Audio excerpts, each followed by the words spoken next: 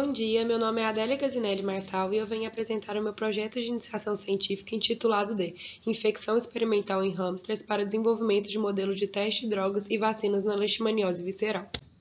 Esse projeto foi orientado pelo professor Dr. Bruno Mendes Roat e co-orientado pela professora doutora Jamile Mirelle de Oliveira Cardoso. O objetivo geral desse projeto foi avaliar a infecção experimental com Leishmania infantum em hamsters para desenvolvimento de modelos de teste de drogas e vacinas na leishmaniose visceral. Para isso, formamos 12 grupos experimentais compostos por 8 animais. Os animais foram infectados com diferentes concentrações de formas promastigotas de Leishmania infantum, cepa OP46, que foram cultivados em meio LIT e NNN. Todos foram infectados por via intraperitoneal e distribuídos nos seguintes grupos: hamsters infectados com 2 × 10⁷ formas promastigotas, infectados com 5 × 10⁷ formas promastigotas e infectados com 7 × 10⁷ formas promastigotas. Após 60, 90, 120 e 180 dias da infecção experimental, os animais foram submetidos à eutanásia para coleta de sangue, avaliação do diferencial de leucócitos e de baço e fígado para avaliação macroscópica dos mesmos. O objetivo específico 1 foi avaliar o diferencial de leucócitos sanguíneos após a infecção com diferentes inóculos experimentais. Antes do procedimento da necrópsia dos animais, foi coletado sangue através de pulsão intracardíaca. Posteriormente, parte desse sangue foi utilizado para realizar esfregaços sanguíneos em lâminas que, depois de corados pelo panótipo rápido Instant Prove, e serviram para a contagem diferencial de células da microscopia óptica. Na figura 1, a gente consegue ver o percentual de neutrófilos, linfócitos e monócitos nos diferentes tempos pós-infecção.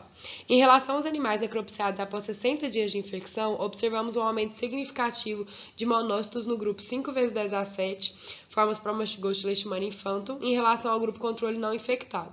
No que se refere ao tempo de 90 dias, observamos um aumento de neutrófilos e uma redução de linfócitos nos animais infectados com 5 × 10⁷ parasitos em relação aos grupos CNI e 2 × 10⁷.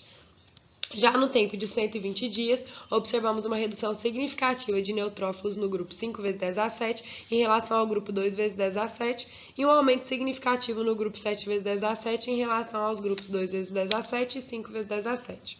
Acerca dos linfócitos, notamos uma redução significativa no grupo 7 × 10⁷ em relação a todos os outros grupos.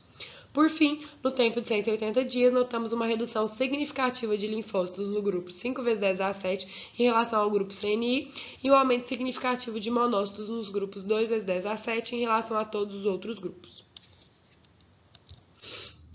Nosso segundo objetivo específico foi avaliar as alterações anatomopatológicas e peso relativo de baço e fígado após a infecção com diferentes inóculos experimentais.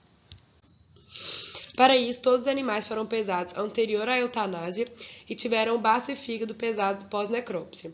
Ademais, foi realizada uma análise macroscópica dos órgãos, bem como a medição de ambos. As alterações esplênicas macroscópicas observadas com maior frequência no baço dos animais foram aumento do volume do órgão, esplenomegalia, espessamento das bordas e aspecto rugoso e irregular da superfície. É possível observar um aumento significativo, P menor que 0,05, do tamanho do órgão nos grupos 2 × 10⁷, 5 × 10⁷, 7 × 10⁷, dos tempos 60 e 180 dias, em relação ao grupo controle não infectado. No tempo de 90 e 120 dias, foi identificado um aumento significativo do peso relativo do baço nos grupos 5 × 10⁷ e 7 × 10⁷ em relação aos grupos CNI e 2 × 10⁷. No que tange o tempo 180 dias, observamos um aumento significativo em todos os grupos infectados em relação ao grupo CNI. Já em relação ao fígado, as principais alterações foram aspecto friável, coloração mais esbranquiçada e, em alguns animais, pequenos nódulos distribuídos por todo o fígado. Além disso, podemos observar que, em relação ao peso relativo do fígado, a gente não observou nenhuma diferença significativa no tempo de 60 dias. Já no de 90, a gente observou um aumento relativo do fígado em todos os grupos infectados em relação ao grupo controle não infectado. E no tempo de 120 dias, observamos um aumento significativo do fígado nos grupos 5 × 10⁷, 7 × 10⁷, em relação ao grupo CNI. Por fim, 180 dias pós-infecção, observamos um aumento significativo no peso relativo do fígado apenas no grupo 7 × 10⁷, em relação ao grupo controle não infectado. Os nossos resultados iniciais demonstraram que a concentração do inóculo de parasito, bem como o tempo de avaliação pós-infecção, são parâmetros importantes para o estabelecimento de padrão de infecção para o modelo hamster e com certeza vão auxiliar e muito em projetos futuros. Entretanto, apenas com os dados apresentados, ainda não é possível determinar com exatidão qual que é o melhor para o futuro teste de drogas e vacinas utilizando o hamster como modelo experimental. Ainda assim, a gente consegue observar que o hamster é um ótimo modelo para o estudo da leishmaniose visceral humana. Devido à pandemia da Covid-19 e de problemas técnicos em nosso laboratório, não foi possível a obtenção de todos os dados propostos anteriormente, como as análises bioquímicas e histológicas.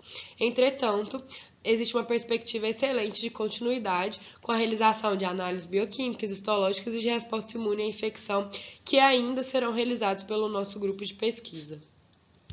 Gostaria de agradecer ao FOP próprio no PEB Limp pela oportunidade e às agências de fomento, FAPEMIG, CAPES e CNPq. Gostaria de reiterar um grande agradecimento ao Dr. Bruno Mendes Roatti, à doutora Jamile Mirelli de Oliveira e todos os outros colaboradores do Laboratório LIMP no PEB da UFOP. Muito obrigada. Muito obrigada a todos pela atenção.